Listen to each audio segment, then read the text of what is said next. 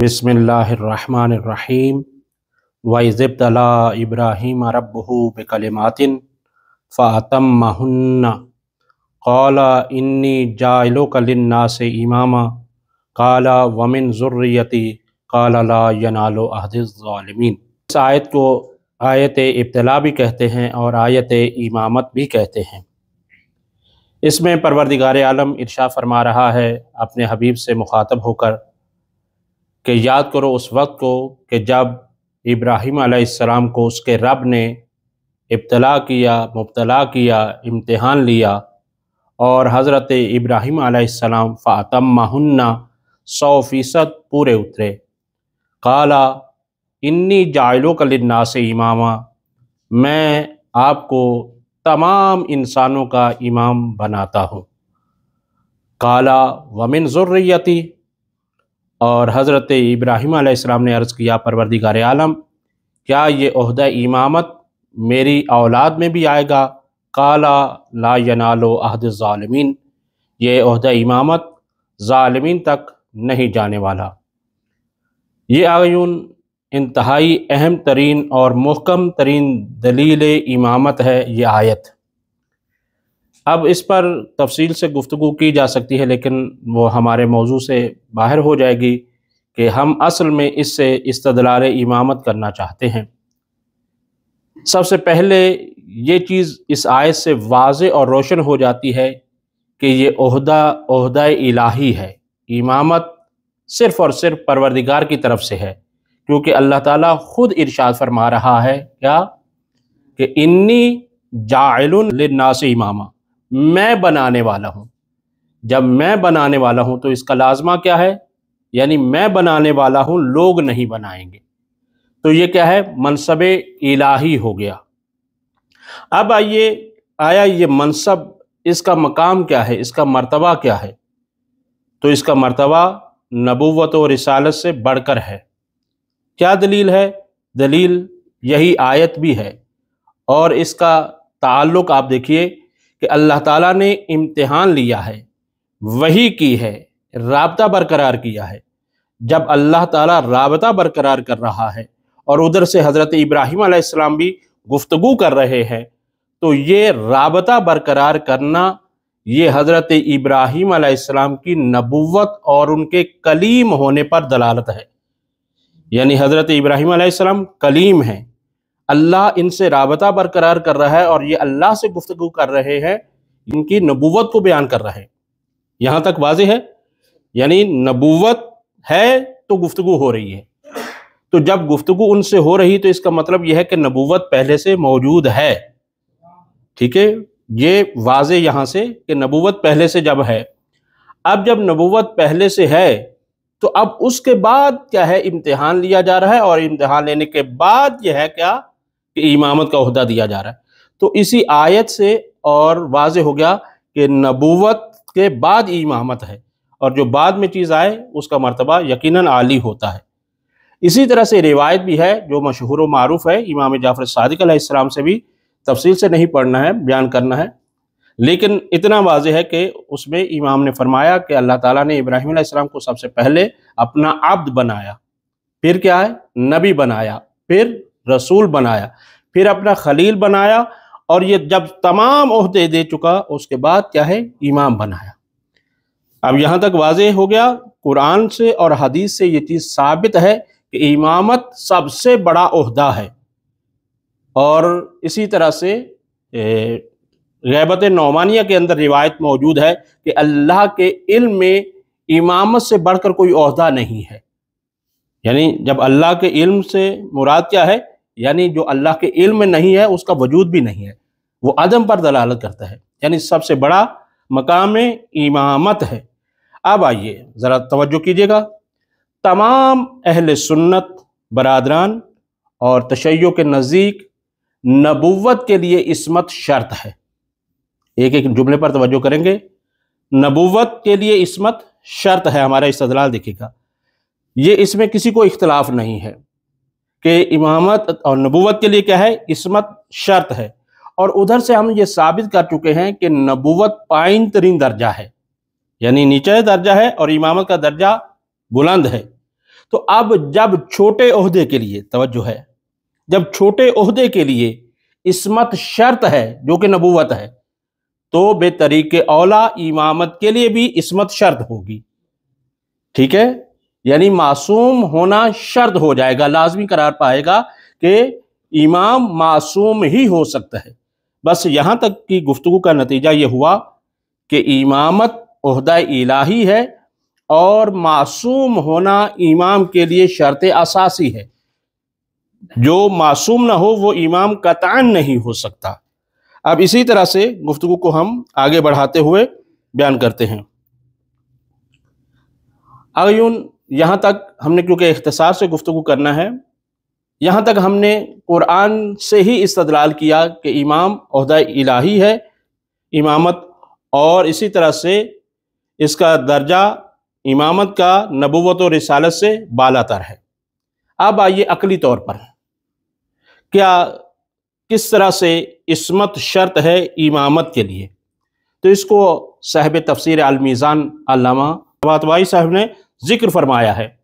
کہتے ہیں کہ حصار عقلی دلیل دینے جا رہے ہیں، اور فرمایا کہ 4 حصار ہیں، 4 چیزیں ہیں، ان میں سے ایک چیز کو ماننا پڑے گا، باقی چیزیں لغو ہو جائیں گی.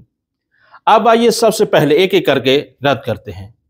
آیا وہ امام ہو سکتے ہیں کہ جس کی ساری زندگی گناہ میں گزری، گناہ یعنی ظلم میں گزری، ساری زندگی چاہے وہ گناہ یعنی عملی ہو یا اعتقادی ہو، لیکن کیا ہے کہ ایک کافر ہی پیدا ہوا، کافر ہی وہ مر گیا، ساری زندگی اس کی کفر میں گزری یا یہ ہے کہ ظلم میں گزری کسی بھی اعتبار سے. تو کیا ہوا نتیجہ؟ یہاں ایک ایک چیز پر غور کریں گے. ایک یہ ہے تقسیم. دوسری تقسیم آگیون یہ ہے کہ وہ شخص جس کی ابتدائی زندگی ٹھیک ہے لیکن بعد میں وہ کیا ہے کافر ہو گیا، ظالم ہو گیا. 2 تقسیم ہوگی. تیسری یہ ہے اس کے بالمقابل دوسری کے، وہ یہ ہے کہ ابتدائی زندگی اس کی ظلم والی تھی، کافر تھا، مشرک تھا، لیکن کیا ہے کہ بعد میں مسلمان ہو گیا، مومن ہو گیا. 3. اور چوتھا یہ ہے کہ نہیں، ساری زندگی اس کی با ایمان گزری، زندگی کے کسی حصے میں نہ کوئی چھوٹا نہ کوئی بڑا ظلم نہیں کیا. اب آئیے اس کو حصار عقلی کو بیان کرتے ہیں. آیا حضرت ابراہیم علیہ السلام ان کے بارے میں سوال یہ کریں گے کہ من ذریتی، میری اولاد میں بھی یہ عہدہ امامت جائے گا؟ مثلا کیا عقل اس بات کو تسلیم کرتی ہے کہ حضرت ابراہیم علیہ السلام ان کے لیے دعا کرے جس نے ساری زندگی کفر اور شرک میں ظلم میں گزاری؟ کیا عقل اس چیز کی اجازت دیتی ہے؟ نہیں. اب آئیے دوسرے مقام پر کہ جس کی زندگی کیا ہے کہ ابتدا تو ٹھیک رہی لیکن بعد میں کیا ہے کہ کفر کی موت مرا، ظالم بن کے مرا. تو کیا عقل یہ تقاضا کرتی ہے کہ ان کے لیے حضرت ابراہیم علیہ السلام دعا کریں گے؟ عقل اس چیز کو مانتی؟ ہرگز نہیں. جب وہ مرنے والا مر ہی کفر اور ظلم پر رہا ہے تو پھر کیا ہے یہ اس کے لیے بھی دو. اب یہ ہے کہ اصطلاح علمی 2 گروہ وہ ہیں کہ جو تخصصاً خارج ہو گئے حضرت ابراہیم علیہ السلام کی دعا سے. واضح باریک نقطہ ہے، ٹھیک ہے. تخصصاً یعنی ان کے لیے تو حضرت ابراہیم علیہ السلام اصلاً دعا کریں گے ہی نہیں، عقلاً محال ہے کہ کسی ظالم کے لیے، کفر پر مرنے والے کے لیے حضرت ابراہیم علیہ السلام دعا کریں. اب یہ ہے کہ پیچھے کون بچتے ہیں؟ 2. اب اس میں یہ دیکھنا ہے کہ وہ 2 کے لیے دعا ہے یا نہیں ہے، اس سے کیا مراد ہے. اب تیسرا اس میں کون سا ہم نے تقسیم کیا تھا؟ وہ گروہ کہ جس کی ابتدا تو ظلم میں گزری، شرک میں گزری، کفر میں گزری، لیکن بعد میں توبہ کر لی، ایمان لے آئے.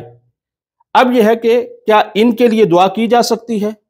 تو اب یہ کہا جا سکتا ہے کہ ٹھیک ہے پہلے یہ ظالم رہا لیکن اب اس نے توبہ کر لی ہے، اب یہ گناہ اس نے چھوڑ دیا ہے، اب یہ مومن ہو گیا ہے، لہٰذا کیونکہ اب اس کے لیے دعا کی جا سکتی ہے، عقلاً کوئی محال نہیں ہے.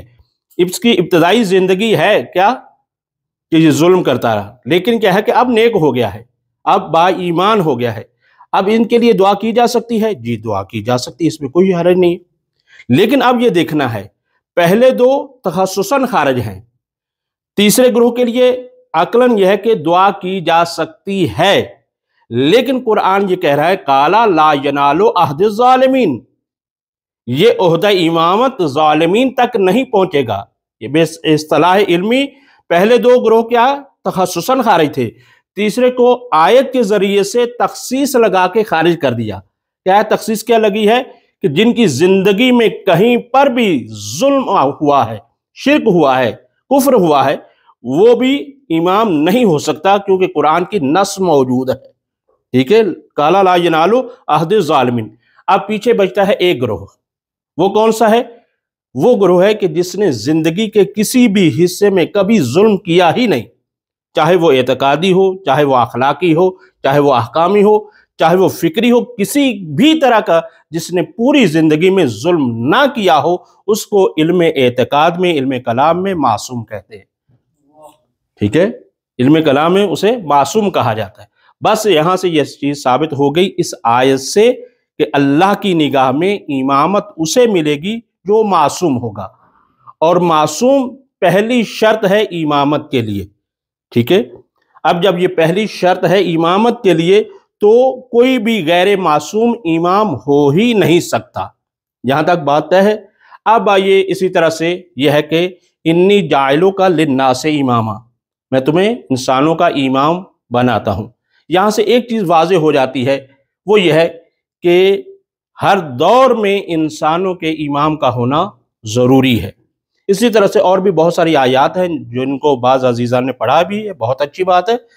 یوم نادو کل اناس بامامہم، ہر انسان کو ہم اس کے امام کے ساتھ بلائیں گے۔ یعنی اس کا مطلب یہ ہے کہ جب تک ناس ہے امام کا ہونا ضروری ہے۔ یعنی یہ ممکن ہی نہیں ہے کہ ناس تو ہو، یعنی انسان تو ہو اور ان کا امام نہ ہو، کیونکہ ہر انسان کو ان کے امام کے ساتھ بلانا ہے۔ تو اگر انسان ہو اور اس کا امام نہ ہو تو کس کے ساتھ بلائیں گے؟ لہٰذا یہ ہے کہ یہ قرآن سے بالکل واضح ثابت ہے کہ انسان جب تک ہے، یہ پہلی بات ہے، جبکہ یہ ہے کہ انسان کے اس دنیا کے بعد بھی امامت کی ضرورت ہے، وہ اپنے مقام پر، لیکن اسی ظاہری دنیا میں بھی یہ ہے کہ جب تک ہے، حتیٰ کہ روایات میں آیا ہے کہ اگر دو انسان ہوں تو ضروری ہے کہ ان میں سے ایک امام ہو۔ تو اب یہ ہے کہ یہاں تک یہ چیز ثابت ہو گئی کہ انسان ہے تو اس کے لیے امام کا ہونا بھی ضروری ہے۔ اب سوال یہ ہے کہ آج کے دور میں کون امام ہے؟ اور ادھر سے پیغمبر کی وہ حدیث ہے جس کو تمام مسلمانوں نے لکھا ہے، من ماتا ولم یعرف امام الزمان مات میتۃ جاہلیہ۔ ٹھیک ہے، یعنی اس کا مطلب یہ ہے کہ کوئی بھی زمانہ وقت کے امام سے خارج نہیں ہے، کہ کوئی ایسی ہستی ہے کہ جو ہر دور میں امام کی شکل میں وجود رکھتی ہے۔ تو اب یہ ہے کہ ہمارا بالکل دس بستہ سوال یہی ہے کہ ہمیں یہ بتایا جائے کہ آج کے دور جن کو مان کر جہالت دور ہوگی اور ایمان پر ہماری خاتمہ ہوگا، یا اسی طرح سے یہ ہے کہ کل اناس بامامہم میں ہم اس چیز کے مصداق بن سکیں کہ ہمارے یہ امام ہیں اور ہم ان کے ساتھ پکارے جائیں گے۔ بس کلی طور پر آگئین یہ چیز اس آیت کے تسلسل سے یہ چیز ثابت ہو گئی کہ امام فقط اور فقط خدا بنائے گا، شورا نہیں بنائے گی، اجماع نہیں بنائے گا، اور کیا بنائے گا؟ کون بنائے گا؟ پروردگار عالم بنائے گا۔ اور اس کے بنانے کا طریقہ یہ ہے کہ وہ جانے والے امام سے وہ اعلان کرواتا ہے آنے والے امام کا، ایک یہ دلیل ہوتی ہے، اور دوسرا معجزہ ہوتا ہے۔ اب اگر کسی کے پاس معجزہ بھی نہ ہو اور جانے والے معصوم نبی یا امام کا قول بھی نہ ہو تو وہ کبھی بھی امام نہیں ہو سکتا۔